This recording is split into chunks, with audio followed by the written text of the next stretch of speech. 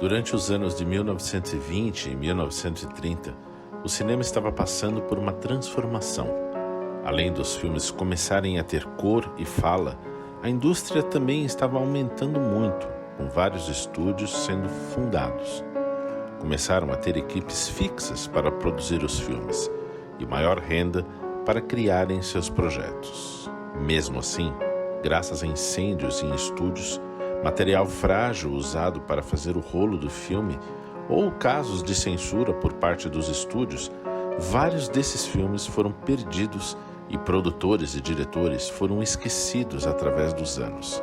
Esta é a história de uma dessas pessoas que, por motivos desconhecidos, foi esquecida pelo tempo.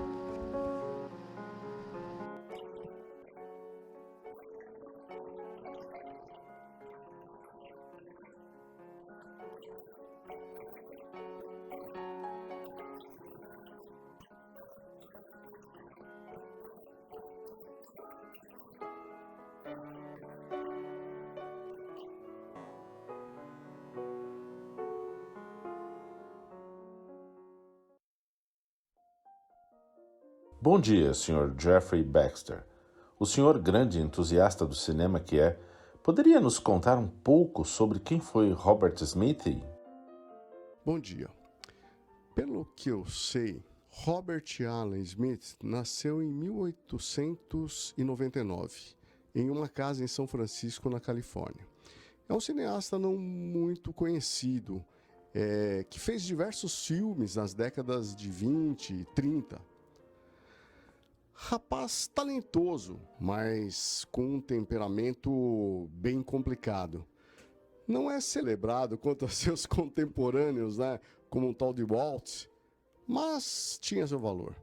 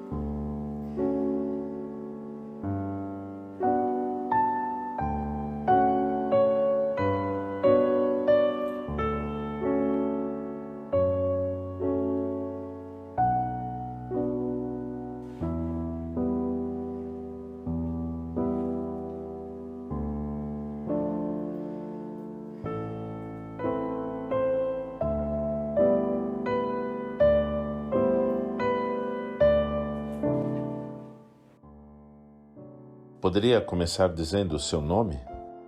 Me chamo Nancy Smith. Sou sobrinha do Robert Allen Smith. Muito bem. Poderia me contar um pouco sobre ele? Eu gostaria de saber mais do que eu sei, mas eu posso tentar. Tudo que eu sei foi o que os meus pais, primos e irmãos mais velhos me contaram. Me disseram que era um ótimo contador de histórias, o que já era de se esperar. Foi um garoto tímido e solitário, eu diria.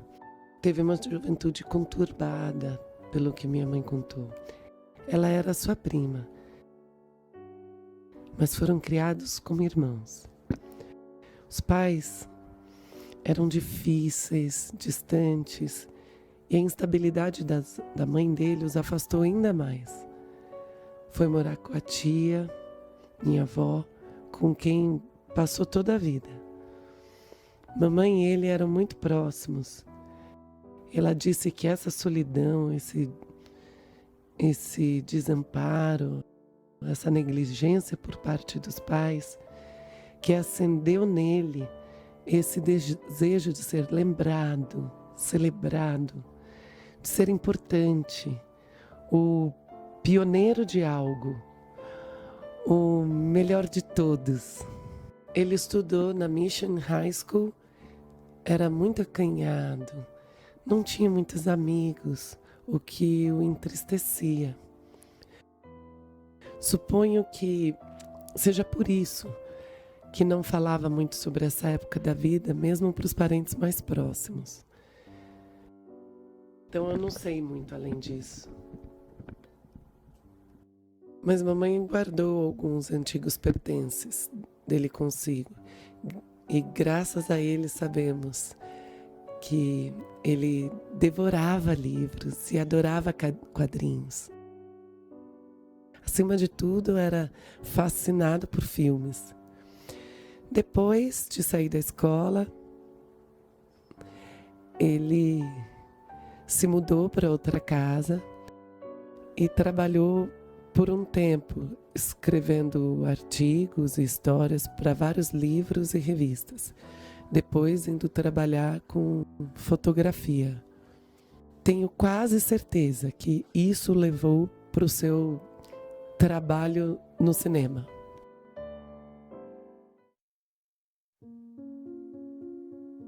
Boa tarde, Sra. Davis. A senhora, sendo especializada na história dos primórdios do cinema, saberia nos contar um pouco do início da carreira cinematográfica do Sr. Smith?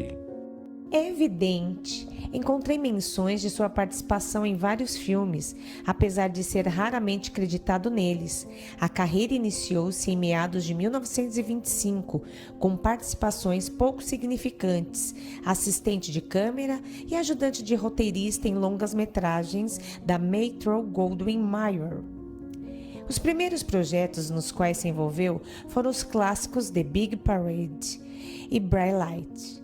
Um filme perdido, ambos de 1925. Trabalhou em diversas outras produções pelo fim da década de 20, como A Little John, The Weeknd, Adam and Eve, Baby Mine e All at Sea.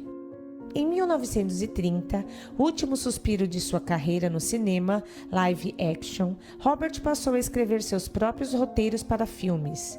Os filmes em si nunca foram encontrados e, portanto, não há provas de que existiram de fato. Resta somente os roteiros. Não há nada que evidencie que algum projeto seu dessa época tenha se concretizado.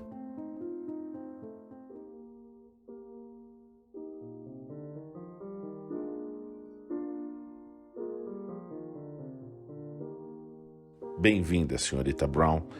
Acredito que a senhora, especialista no histórico profissional de animação do Sr. Robert Smith, tenha se prontificado com todo o material necessário.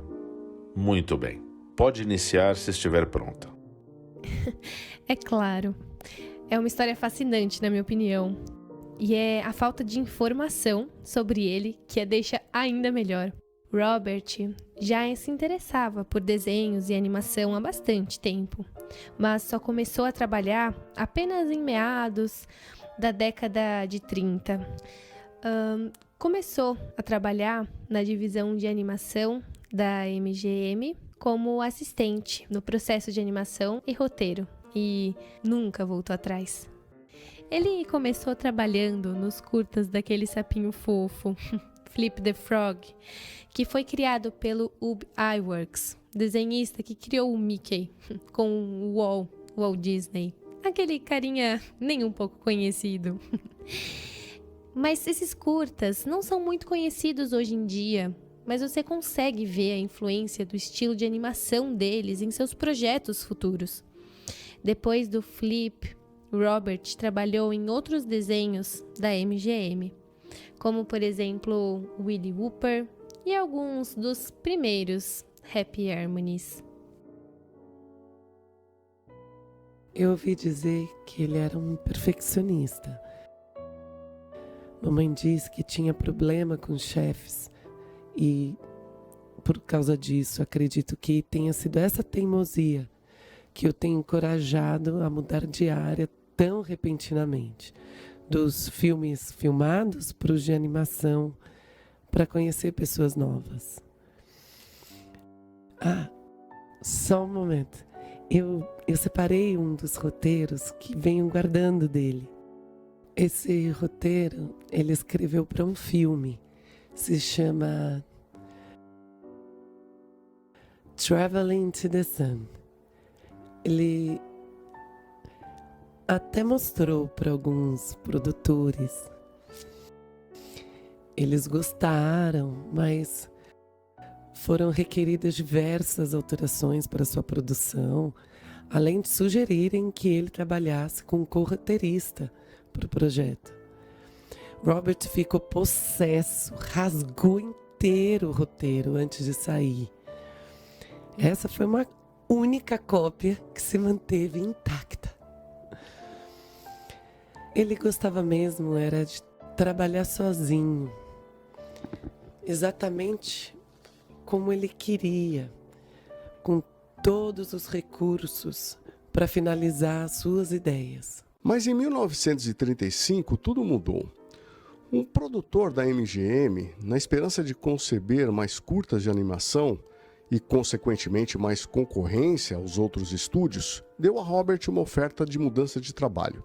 Dirigir sua própria divisão na MGM, devido à sua surpreendente competência. O rapaz ficou exultante, com certeza. Juntou-se a alguns animadores e roteiristas e zarpou para o novo trabalho, o qual batizou ele de Smith Productions. E assim nasceu sua primeira e única série de curtas, sua primogênita chamada Elliot the Darling Cat. Incrivelmente, todos os curtas dessa série foram perdidos. É muito raro que uma perda total como essa ocorra. Geralmente, restam alguns segundos de gravação, mas, curiosamente, relativo a Elliot, restam somente storyboardings, fotos promocionais, células de animação. De todo modo, a animação era decente, promissora. Pelo roteiro e desenhos sobreviventes, percebe-se que tinha um cunho muito mais sério que as demais séries animadas da época. Apresentava maior foco nas interações entre os personagens do que nas piadas. Era o tipo de desenho que os pais gostavam mais do que as crianças. Mas não são esses os aspectos o grande chamariz desses curtas, e sim seus personagens, especialmente a suspeita semelhança entre eles e personagens de outras companhias. A Disney, a Warner Bros. E até a própria MGM. Ele era um danadinho. Se não tivesse sumido, o Wall sumiria com ele.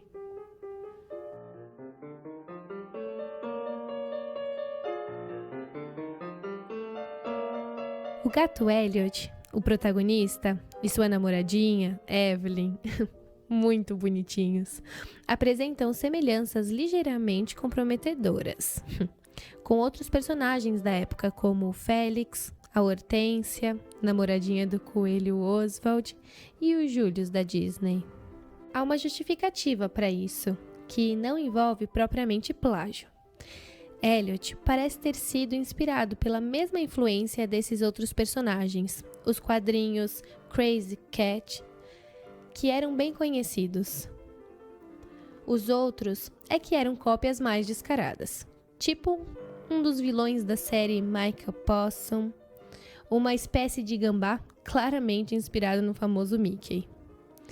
Esse não tem como defender, não. O repertório de personagens inclui também uma cópia do Pateta, Darling Dog, um clone do Donald chamado Reynald Goose, um do Gaguinho chamado Helmington Pig, entre outros irmãos gêmeos perdidos. Essas coincidências nos trazem a mais conhecida teoria por trás da curta duração da série e de seu posterior desaparecimento, que a MGM foi processada por outra empresa, provavelmente a Disney. Robert Smith, poderia me contar um pouco sobre suas criações e seu estúdio? Por favor, me chame de Robert. Eu trabalho no ramo desde 1925, mas comecei a trabalhar em desenhos há poucos anos, apesar de me interessar por animação desde menino. Meus curtas têm grande influência dos quadrinhos que eu lia quando pequeno, como Crazy Cat ou Little Nemo. E um pouco de inspiração do Gato Félix, é claro. Meu estilo de desenho vem do meu trabalho nos outros estúdios da MGM, com pessoas como o B.I. Works que me ajudaram a achar o meu jeito de criar animação. Pelo que pude perceber, seus personagens têm algumas semelhanças com alguns personagens de outros estúdios. Ah, não há como negar. Houve alguma inspiração ou gostaria de admitir algo? Eu não vim aqui para ser insultado desta forma. Essa entrevista foi a única restante. Acredito que foi em meados dessa época que Robert deixou Hollywood. A saída dele, entretanto, é cheia de espaços em branco. Não creio que ninguém vivo tenha muito conhecimento do que fez depois e as verdadeiras razões que o motivaram a deixar a indústria. Como ele era depois de Hollywood? Bom, tudo que eu sei é que ele começou a levar uma vida mais simples. Trabalhou como atendente em umas lojas perto de sua casa, até chegou a namorar. Eu gostaria de dar mais informações, mas é tudo que eu sei.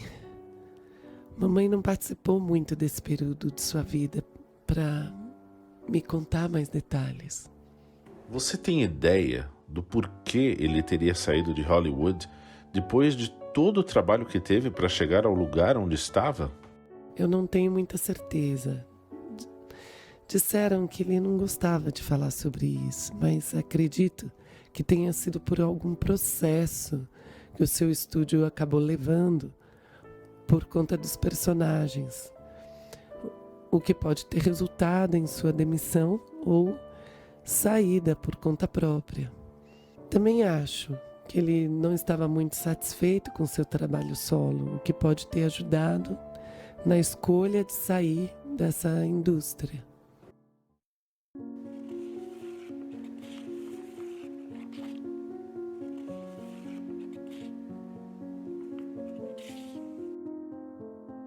E você sabe o motivo dele ter simplesmente sumido de repente por volta de 1960? Foi apenas velhice ou algo diferente do normal? Há muitas teorias sobre esse caso. Uma que eu acho bem plausível sobre seu desaparecimento é dele ter cometido suicídio. Seria trágico, mas infelizmente é algo relativamente corriqueiro entre pessoas que se sentem frustradas por não terem realizado algo muito almejado na vida. E faria sentido não conhecermos mais detalhes sobre o paradeiro de seu corpo. Há algumas teorias relacionadas a ele ter participado de alguma guerra, provavelmente a do Vietnã, pela época do seu sumiço. Obviamente, pela sua idade, nessa época, ele não estaria nas fronteiras, mas nas bases. E teria tido uma morte discreta com relação ao resto do mundo. Também existe a teoria dele ter sido comunista e ser levado embora por causa disso. Eu não acho a ideia totalmente impossível, principalmente pelos seus problemas anteriores em Hollywood. Mas algumas pessoas viajam muito e dizem que ele poderia ser um espião. É algo totalmente ridículo. Nossa, já ouvi várias teorias. A do espião é muito boa. Dizem até que ele poderia ter sobrevivido em outro país com uma nova identidade. Mas a mais fascinante, para mim, é a do Walt Disney, ou seja lá quem processou a Smith Productions originalmente. Ter planejado um assassinato secreto contra o Robert por vingança pode parecer um pouco demais, mas a rivalidade naquela época era assim mesmo, então não acho nada impossível. Eu só acredito em uma coisa. Ele morreu por volta do início da década de 70 de velhice. Eu sei que várias pessoas já criaram teorias sobre isso e acho uma ou duas entendíveis, mas a maioria são só estranhas e desrespeitosas. Ele era um homem com uma vida completamente normal.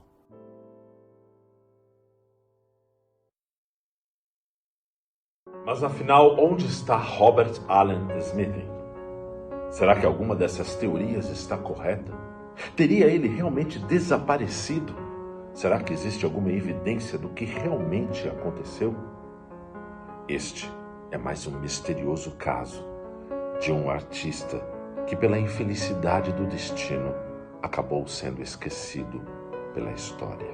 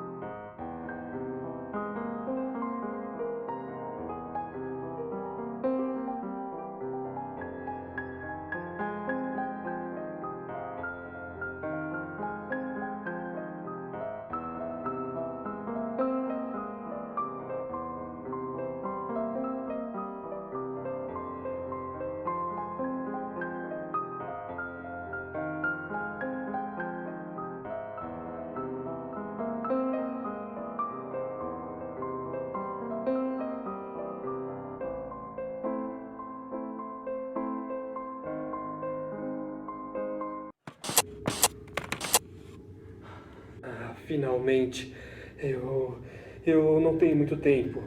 Se você estiver assistindo essa gravação, eu provavelmente desapareci. A verdade por trás de tudo isso é bem mais profunda do que você imagina. Eu criei um universo na esperança que se concretizasse um dia, mas não saiu tudo como eu esperava, como pode ver. A verdade é que isso não me deu nenhuma escolha a não ser... Porém, eu vou mudar. Vou mudar o percurso disso, você vai ver. Eu não vou ser esquecido e culpado por algo que não fiz. Por favor, eu vou dar um jeito. Meu rascunho. É lá que você deve procurar. Não deixe que me apague por completo. Por favor.